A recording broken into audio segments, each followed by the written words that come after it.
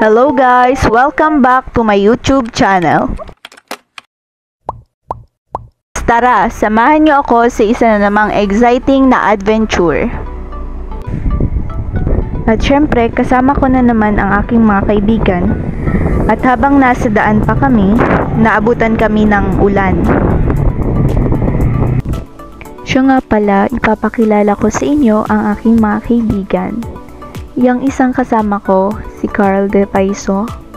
Yung isa, si Jeward.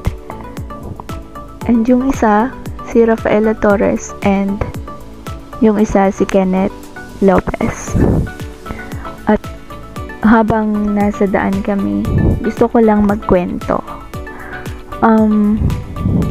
Nakilala ko lang yung mga yan, yung mga boys, nung nag-start ang klase sa first year college.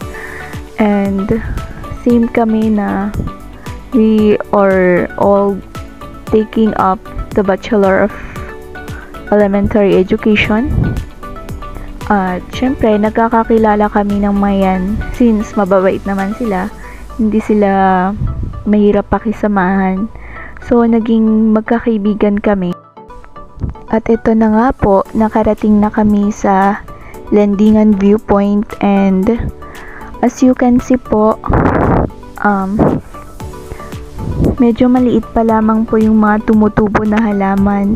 Not like noon na madami talagang bulaklak dyan.